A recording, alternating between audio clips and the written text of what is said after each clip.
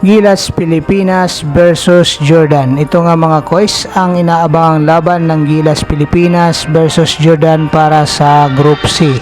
At bago ang laban mga koys ay inamin ni Coach Timko na itong si Justin Brownlee ay hindi 100% dito sa laban para sa Asian Games.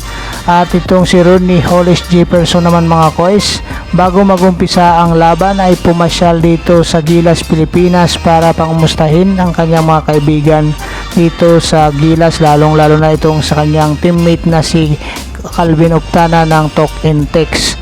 Ang laban ng Gilas Pilipinas mga koys ay labanan ng dalawang teams at Group C na wala pang talo. Dito mga koys sa umpisa ng first quarter ay parehas nag-i-struggle sa opensiba ang magkabilang kupunan.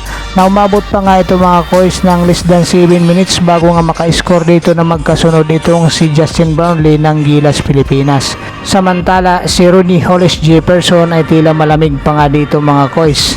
Naitala ang first point ni Rodney Hollis Jefferson less than 1 minute na nga mga koys sa first quarter. So nagtapos ang first quarter sa score na 16-13, lamang ng tatlo ang Jordan. So pagpasok ng second quarter mga koys ay nakatira agad ng 3 point ang Gilas Pilipinas, ngunit kumanti naman dito ang Jordan ng dalawang 3-pointer.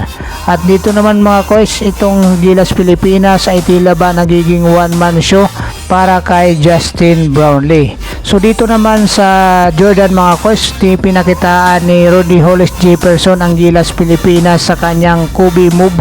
At dito nga mga koys ay tila nga buhay na buhay ang katauhan nitong si Kobe dito kay Rodney Hollis Jefferson. So dito naman mga koys ay tila na puhayan na rin itong Jordan at lahat ng naititira nila sa 3-point area ay pumapasok na nga mga koys at nagkakaroon na nga sila ng confidence dito dahil sa hindi may habol ng ating mga gwardya, kaya tumitira dito sila sa labas. Mabuti lang mga koys ay nandito si Justin Brownlee ng Gilas Pilipinas para hindi gaanong lumayo ang score ng Jordan at napilit na nilalapit ito ni Justin Brownlee. Ngunit tila lahat ng naititira ng Gilas Pilipinas mga koys ay mayroong panagot itong Jordan. At dito nga mga koys ay nakatira ulit ng 3-pointer itong Jordan, kung saan ay nagtapos ang score sa third quarter ito 259.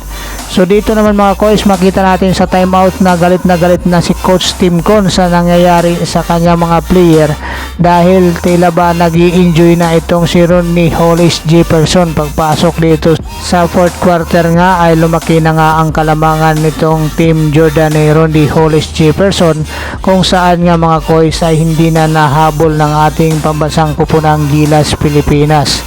At tuluyan na nga natalo ang Gilas Pilipinas sa score na 87-62. So ngayon mga koys, sa standing para sa Group C, ang Gilas Pilipinas ay nasa pangalawang pwesto.